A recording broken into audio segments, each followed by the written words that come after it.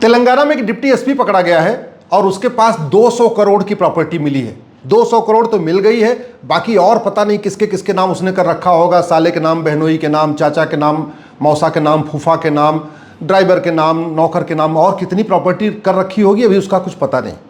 चलो 200 करोड़ जो उसके पास मिला है, अगर उसने एक गलत काम करने का 1 लाख लिया होगा, इसका मतलब उसने 20,000 गलत काम किए।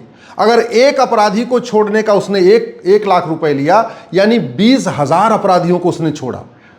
नशा तस्करों को छोड़ा होगा, मानव तस्करों को छोड़ा होगा, अलगाववादियों को छोड़ा होगा, आतंकवादियों को छोड़ा होगा, जिहादियों को छोड़ा होगा, कट्टरपंथियों को छोड़ा होगा, भगवान जाने किसको किसको छोड़ा।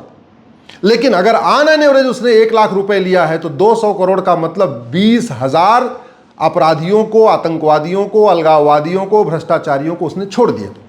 ऐसे ही दिल्ली में एक इंस्पेक्टर पकड़ा गया, उसका काम था दिल्ली में नशा तस्करी को रोकना, ड्रग कारोबार को रोकना, नारकोटिक डिपार्टमेंट में था। उसके पास 100 करोड़ की प्रॉपर्टी मिली है। अगर उसने भी अगर 1-1 लाख रुपए लिया होगा तो इसका मतलब चूंकि वो नारकोटिक डिपार्टमेंट में था, उसने 10,000 ड्रग स्मगलर को छोड़ा है, तब जाके उसके पास 100 करोड़ की प्रॉपर्टी बनी है। पंजाब में एक डीआईजी पकड़ा गया, उसके पास 200 करोड़ की प्रॉपर्टी मिली। स्वाभाविक सी बात है, अगर और वो डीआईजी का काम था पंजाब में नशा रोकना, इसका मतलब उसने भी अगर ऑन एन एवरेज एक ड्रग स्मगलर से 1 लाख रुपए लिया होगा तो 20,000 ड्रग स्मगलर को उसने फ्री कर दिया पंजाब के डीआईजी ने। उत्तर प्रदेश में एक कानपुर में दरोगा के पास 100 करोड़ की प्रॉपर्टी मिली। इसका मतलब अगर उसने एक गलत काम करने के लिए 1 लाख रुपए लिया तो उसने भी लगभग 10,000 गलत काम किए अपनी नौकरी में। मध्य प्रदेश में एक सिपाही के पास 250 करोड़ मिल गया। सिपाही के पास 250 करोड़। यहां बड़े बड़े कहते नहीं मेहनत करने वाले 2.5 करोड़ नहीं कमा पाते, वो सिपाही होकर 250 करोड़ कमा गया। 250 करोड़ का मतलब आप खुद समझ सकते हैं कि अगर उसने एक गलत काम के लिए 1 लाख रुपए लिया होगा तो 25,000 गलत काम किए होंगे। और जानते हैं सजा कितनी होगी? मुश्किल से 5 साल 6 साल। ये जितने भी हम नाम बता रहे हैं, न इनकी 100% प्रॉपर्टी जब्त होगी, न इनकी सिटीजनशिप खत्म होगी, न इनको चीन की तरीके फांसी होगी, न इनको सिंगापुर की तरीके फांसी होगी, न इनको इजराइल के तरीके आजीवन कारावास होगा, न अमेरिका के तरीके आजीवन कारावास होगा। सिंपल इनको 3 से 7 साल की सजा होगी। यह है भारत का घटिया कानून। सवाल यह है कि भारत की पुलिस इतनी लुटेरी क्यों है? भारत में की पुलिस वाले इतने मालामाल क्यों हो जाते हैं? अमेरिका, जापान, सिंगापुर की पुलिस तो इतना मालामाल नहीं होते। भारत के पुलिस वालों के पास 100 करोड़, 150 करोड़, 200 करोड़ क्यों मिल जाता है? अमेरिका में तो नहीं मिलता, चीन में तो नहीं मिलता, जापान में तो नहीं मिलता, सिंगापुर में तो नहीं मिलता, जर्मनी में तो इतना पैसा नहीं मिलता, डेनमार्क में नहीं मिलता, रूस में नहीं मिलता। भारत में क्यों मिलता? क्योंकि यहां पे सांसद बदल रहे हैं, विधायक बदल रहे हैं, मुख्यमंत्री बदल रहे हैं, राष्ट्रपति बदल रहे हैं, चीफ जस्टिस बदल रहे हैं, जज बदल रहे हैं, कलेक्टर कप्तान बदल रहे हैं, लेकिन नियम, घटिया नियम कानून नहीं बदल रहा है। हमारा थाना आज भी भ्रष्टाचार का अड्डा है, क्योंकि 1861 का पुलिस घटिया अंग्रेजों वाला, मैकाले वाला 1861 का पुलिस एक्ट आज भी चल रहा है।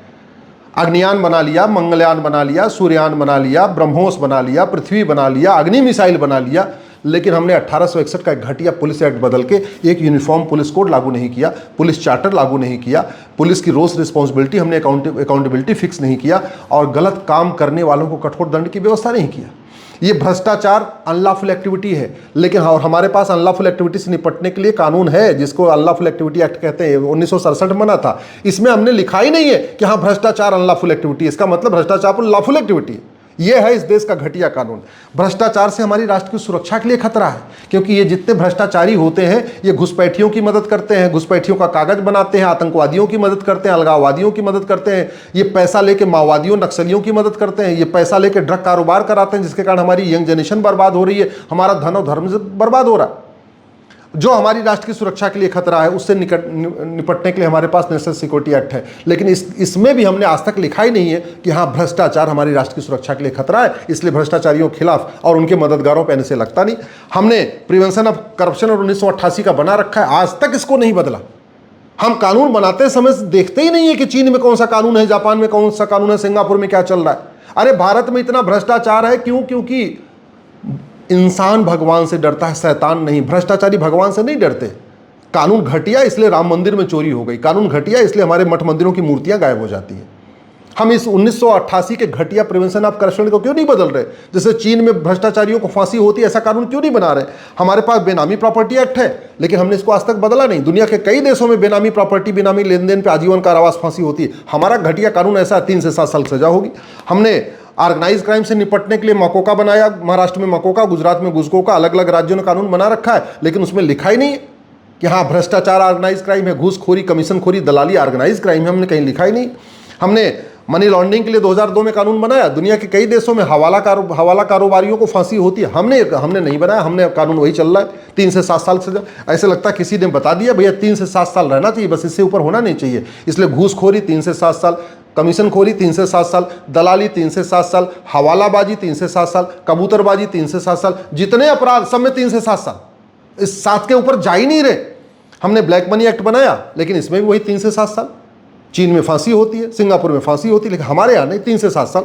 हमने बैंकिंग रेगुलेशन जो है 1949 का, इसको आज तक बदला ही नहीं। इसलिए लोग पैसा यहाँ कमाते हैं और बैंकों के जरिए ऑस्ट्रेलिया भेज देते हैं, बैंकों के जरिए लंदन में प्रॉपर्टी खरीद रहे हैं, बैंकों के जरिए पैसा ट्रांसफर हो रहा है। ये घटिया कानून है, पकड़ ही नहीं पा रहे। हमने भारतीय न्याय संहिता बनाया, लेकिन हमने और ऑर्गेनाइज क्राइम से निपटने के लिए सेक्शन 113 है, उसमें हमने करप्शन को लिखा ही नहीं कि हाँ करप्शन भी ऑर्गेनाइज क्राइम है। भ्रष्टाचार आतंकवाद से बड़ा खतरा, जानते हैं? क्योंकि आतंकवाद से साल भर में 1000 लोग मरते हैं, भ्रष्टाचार कारण साल में लगभग 2 लाख लोग मर जाते हैं। रोड एक्सीडेंट से मरते हैं, अलग अलग तरीकों से मरते हैं, उसका मूल कारण भ्रष्टाचार है। हमने भ्रष्टाचार को एक्ट ऑफ टेररिज्म डिक्लेयर नहीं किया, हमने भ्रष्टाचार को अपनी संप्रभुता के लिए खतरा घोषित नहीं किया। इसलिए बीएनएस की सेक्शन 111, 113, 147, 152 कहीं लगाया नहीं जाता। भ्रष्टाचार में क्या क्या हमें जांच करनी है, कौन कौन से स्टैंडर्ड प्रोसीजर अपनाने हैं, भ्रष्टाचारियों से हमें कौन से 100 सवाल पूछने हैं या 50 सवाल पूछने हैं, इसका स्टैंडर्ड हमने प्रोसीजर भी नहीं बनाया। कानून हमने बदल दिया, सीआरपीसी बदल दिया, नया हमने कानून बना दिया, लेकिन करप्शन के लिए ये 20 सवाल हैं या 50 सवाल होंगे या 100 सवाल होंगे, उसकी लिस्ट तक हमने बनाई नहीं। हमने एविडेंस एक्ट बदला 1872 का, नया साक्ष्य अधिनियम बना दिया, लेकिन हमने नार्को पॉलीग्राफ मैपिंग टेस्ट की व्यवस्था नहीं किया। भ्रष्टाचार कारण साल में 2 लाख लोगों की अकाल मौत हो रही है। 50% समस्याओं का मूल कारण भ्रष्टाचार है, और सब परेशान भ्रष्टाचार से। किसान भी परेशान है, मजदूर भी परेशान है, मिडिल क्लास भी परेशान, अपर क्लास भी परेशान, एलिट क्लास भी परेशान, बिजनेस व्यापारी भी परेशान, सब परेशान है भ्रष्टाचार से। इसके बावजूद हमने भ्रष्टाचारियों का नार्को पॉलीग्राफ मैपिंग टेस्ट करने के लिए टेस्ट को मैंडेटरी नहीं किया। हमने सिटीजनशिप एक्ट में बदलाव नहीं किया, हमने भ्रष्टाचारियों की सिटीजनशिप खत्म करने का प्रावधान नहीं किया। सबसे बड़ी बात यह, जब भारत में 80% लोग पर डे 100 रुपए से कम खर्च कर रहे हैं, फिर ये 100 रुपए से बड़ी नोट क्यों बंद हो रही है? जब पूरी दुनिया में पता है जितनी बड़ी नोट उतना ज़्यादा हवाला, जितनी बड़ी नोट उतना ज़्यादा काला धन, जितनी बड़ी नोट उतना ज़्यादा भ्रष्टाचार, और जितनी बड़ी नोट उतना ज़्यादा अपराध, जितनी बड़ी नोट उतनी ज़्यादा अराजकता। तो जब बड़ी नोट से इतनी सारी समस्याएं खड़ी हो रही हैं, हम 100 रुपए से बड़ी नोट क्यों नहीं बंद कर रहे हैं? भैया 80% लोग पर डे 100 रुपए से कम खर्च करते हैं। जो लोग 100 रुपए से ज़्यादा खर्च करते हैं उनके पास एटीएम, पेटीएम, भीम UPI, debit card, credit card है। चाय वाला, पान वाला, गोलगप्पे वाला, माला फूल बेचने वाला, सब्जी वाला, सब तो ले रहे हैं ऑनलाइन। तो फिर 100 रुपए से बड़ी नोट क्यों नहीं बंद कर देते? 1000 रुपए के ऊपर कैश लेन देन क्यों नहीं बंद कर देते हैं? 144 कोड आधार बन चुका है, आधार को हम प्रॉपर्टी से क्यों नहीं लिंक कर देते हैं? मैं कह रहा हूं 90% भ्रष्टाचार 1 साल में खत्म हो सकता है। भारत में सतयुग आ सकता है, भारत में राम राज्य आ सकता है भ्रष्टाचार खत्म करके, और 90% भ्रष्टाचार साल में खत्म हो जाएगा जिस दिन हम 100 रुपए से बड़ी नोट बंद कर देंगे, 1000 रुपए से ऊपर कैश लेन देन बंद कर देंगे, 10,000 रुपए से अधिक प्रॉपर्टी जो लेन देन होगा उसको आधार से लिंक कर देंगे, और भ्रष्टाचारियों की 100% प्रॉपर्टी जब्त करने, नागरिकता खत्म करने, और साल भर के अंदर इनको फांसी देने के लिए कानून बना देंगे।